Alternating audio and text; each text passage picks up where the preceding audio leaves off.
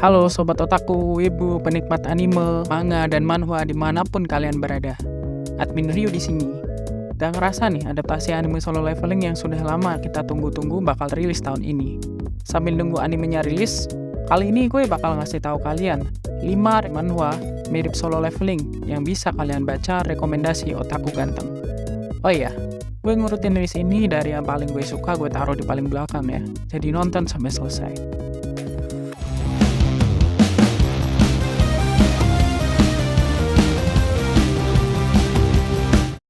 Nomor 5, 990K X Life Hunter.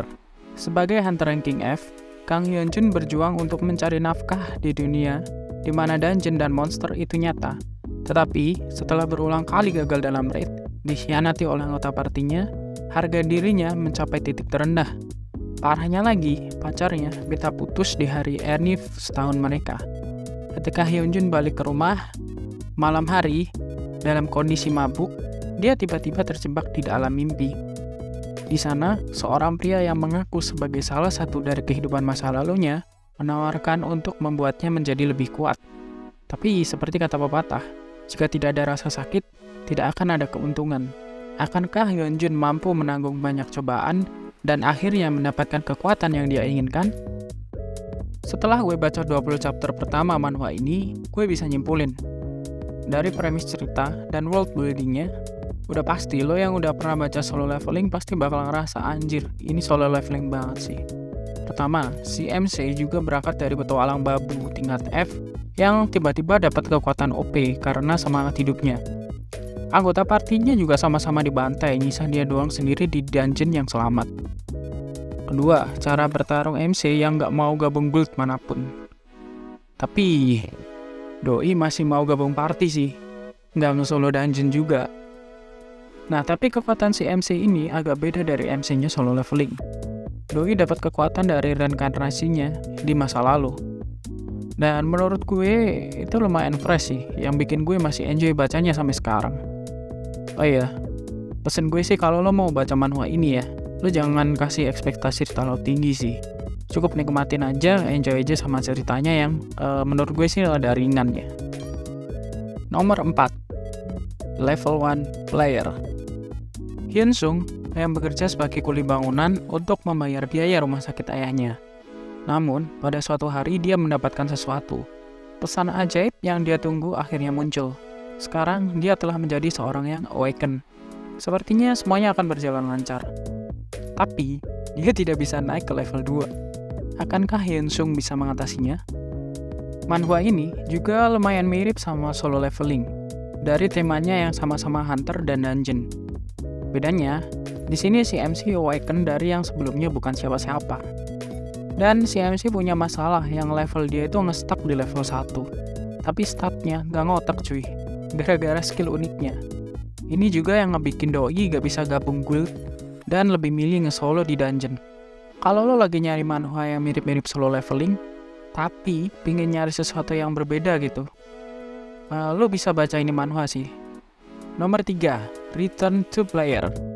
Return to Player bercerita tentang dunia yang berubah menjadi game. Para monster tiba-tiba muncul dan membunuh manusia. Manusia harus menjadi player dan melaksanakan quest untuk bertahan hidup.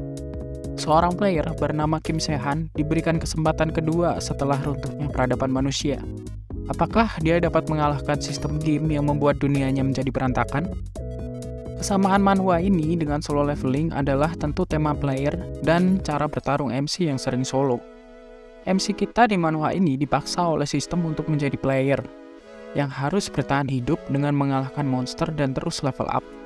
Tapi, ada beberapa perbedaan nih yang membuat gue seru buat baca manhwa ini. Yang pertama, si MC ini dari awal nggak naif cuy, dan melakukan sesuatu itu pasti pakai strategi dulu, nggak asal nabrak gitu. Tapi, meskipun udah pakai strategi, masih aja ada beberapa konsekuensi dari tindakan dia yang nggak terprediksi, dan akhirnya malah jadi masalah baru buat dia. Kedua, rekan-rekan MC juga ikut ke bagian karakter development yang menarik. Gak muter-muter aja nyeritain keseharian si MC gitu. Yang ketiga, MC kan dapetin kekuatannya dari usaha dia sendiri. bukan giveaway dari dewa atau monarch. Jadi biar aja sama-sama temanya tentang player solo, manhwa ini punya perbedaan yang lumayan menarik buat terus diikutin. Nomor 2, The Lone Necromancer. Pekerjaan apa yang akan kamu pilih untuk bertahan hidup saat dunia hancur oleh monster-monster yang tiba-tiba bermunculan? Setelah memilih Necromancer sebagai pekerjaannya, Sungwoo dapat menjadikan monster yang telah ia kalahkan menjadi pengikutnya. Dari ngebaca judulnya aja, lo pasti udah bisa nebak nih, apa yang jadi kesamaan manhwa ini sama Solo Leveling. Ya, bener. MC-nya adalah seorang necromancer yang bertarung dengan ngebangkitin arwah penasaran musuhnya.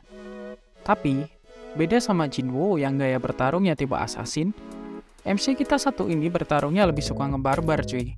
Dan ada depan langsung sama musuhnya. Komedinya juga lumayan jadi pembeda sih, yang mostly datang dari kocaknya teman-teman sekitaran MC. Ya bener, dia gak sekedar nge-solo doang cuy, tapi malah jadi guild leader dan ngelindungin banyak orang di dunia yang hancur gara-gara monster. Konfliknya juga lumayan lebih kompleks daripada Solo Leveling. Gak berputar di MC-nya doang, enjoy banget pokoknya gue bacanya.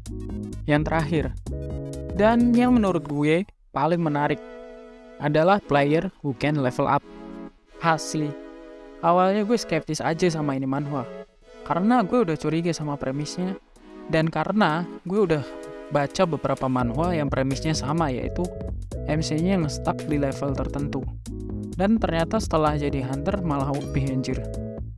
Tapi itu gak gue rasakan di manhwa ini.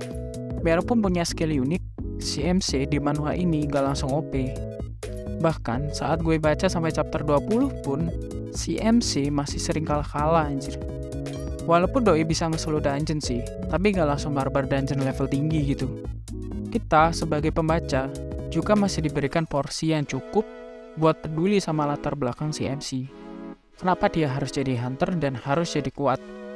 Walaupun motivasi awalnya plek-ketiplek sama Solo Leveling, yaitu buat ngelindungin keluarganya. Tapi di sini diceritainnya pelan-pelan cuy. Jadi saat si MC ini ada masalah dan berhasil ngadepin masalahnya, gue sebagai pembaca ikut ngerasa lega. Di manhwa ini juga dilihatin perkembangan si MC-nya yang gak langsung OP. Dari sebelumnya dia hunter sampah yang gak bisa level up, sampai suatu saat dia dapat kekuatan. Nah setelahnya ini, MC masih harus pelajarin kekuatannya lagi cuy. Dia masih kesulitan lawan boss monster, masih kalah-kalah lawan ranker, bahkan hampir mati beberapa kali. Tapi semua itu kebayar dengan dia akhirnya jadi kuat sedikit demi sedikit gitu. Dan gue enjoy banget ngikutin perkembangannya doi. Mungkin di konten berikutnya gue bakal baca manhwa ini sampai mentok dan gue buat reviewnya. Jadi gimana menurut lo 5 manhwa tadi? Atau mungkin menurut lo ada manhwa yang harusnya gak masuk di list dan ada yang lebih pantas buat masuk ke list? Atau lu ada saran gue harus baca manhwa atau manga apa selanjutnya? Coba deh komen di bawah. Terima kasih buat kalian yang sudah nonton sampai detik ini. Dan jangan lupa, kalau kalian suka sama konten ini, bisa kali like dan subscribe channel ini, agar gue bisa menghadirkan konten-konten yang lebih bagus lagi ke depannya. Sekian dari gue Admin Ryu, sampai jumpa di video selanjutnya.